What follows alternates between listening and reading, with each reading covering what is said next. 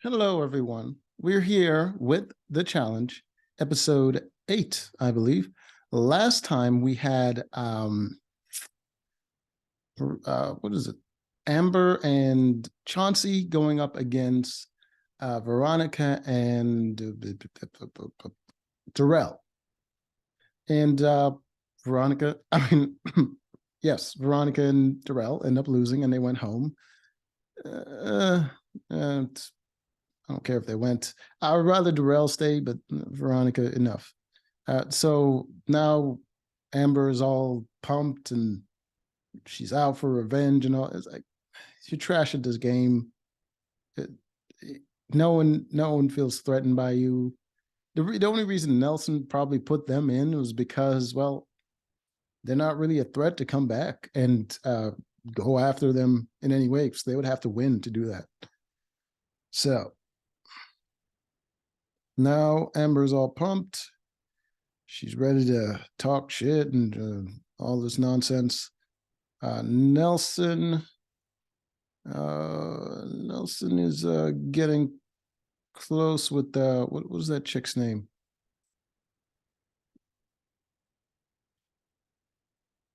Olivia, right? That's it. That's it. It's getting close with Olivia, and the fact that they're showing that tells me that that's going to come into play. It's a little foreshadowing there, and I just want to speak on this is what this chick looks like without makeup.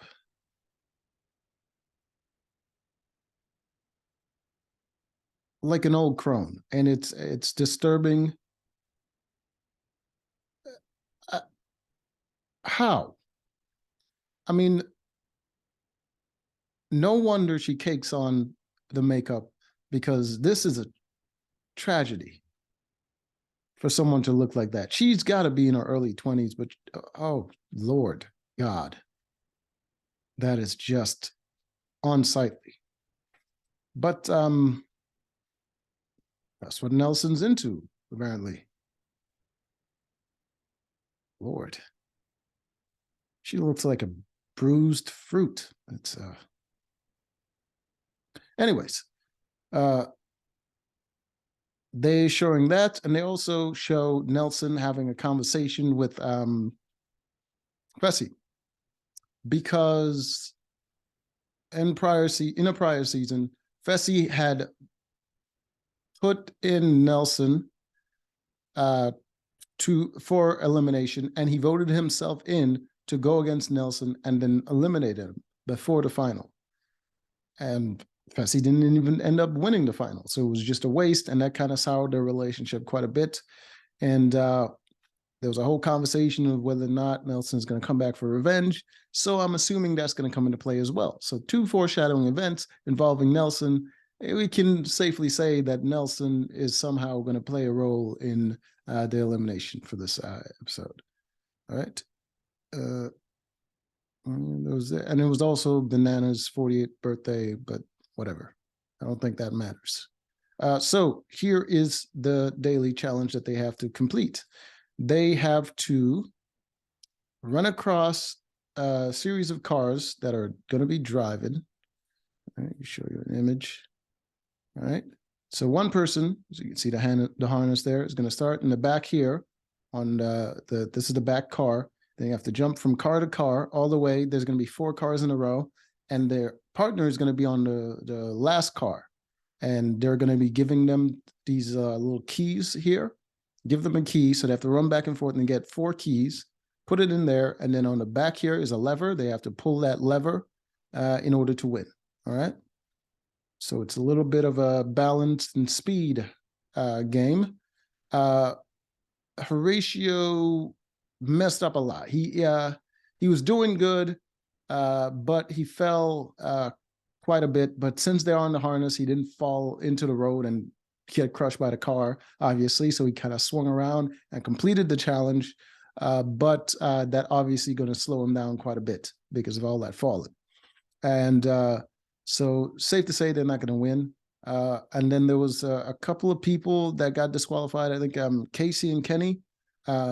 Kenny knocked one of the keys over, and Nelson and what is his partner? Nerys. They also got eliminated because Nelson knocked one of the keys over as well. Yeah, so those two people got disqualified. Everyone else completed it, I believe, but the three fastest teams was Jordan and what the hell is that chick's name? Anissa, obviously, because Anissa didn't need to move. She just needs to stay in a car and hand them a key. So it's all on Jordan. Also, Johnny Bananas and Nani. Nani was actually kind of useful. She was the only, I think, one of the only partners that actually got out of the car and try to like reach out and hand her partner the key. So she really helped Johnny in that one.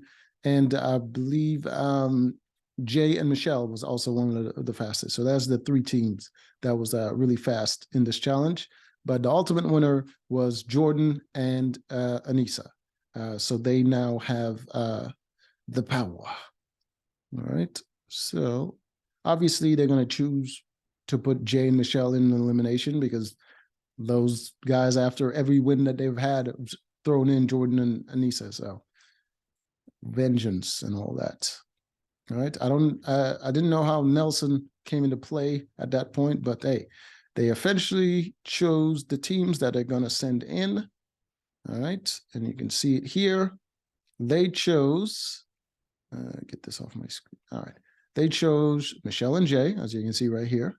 They chose Olivia and Horatio, and they chose Nerys and Nelson. So that's how Nelson comes into play. They chose Mariah and Fessel. So you can see how this comes into play with the whole foreshadowing. So you have Nelson here, obviously going to go into elimination. And they have the whole conflict with Jay and Michelle. So obviously, just from looking at this, you can assume that, and you would be correct, that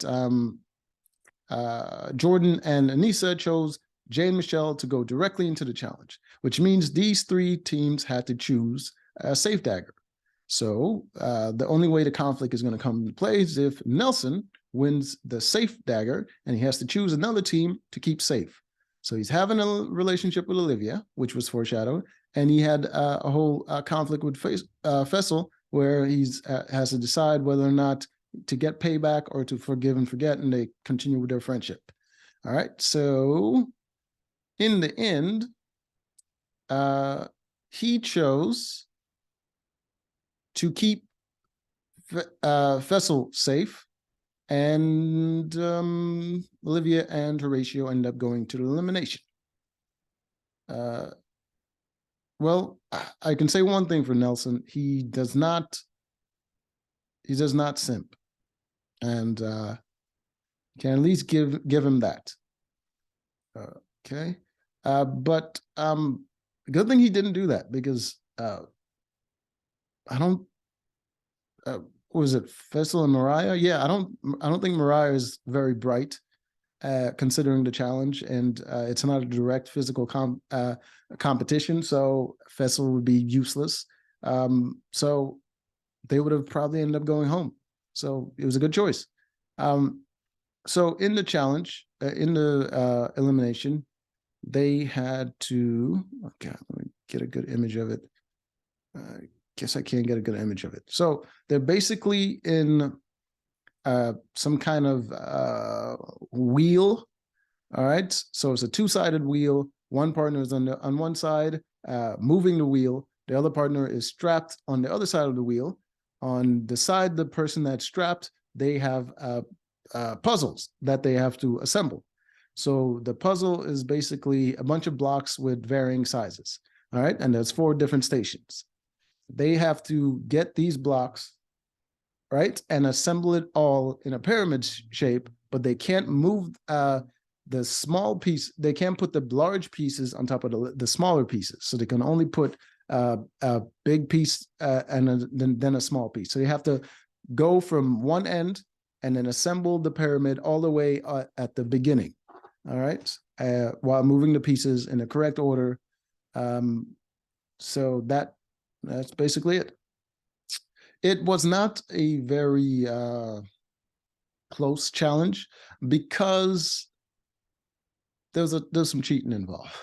The entire crowd was yelling for Horatio and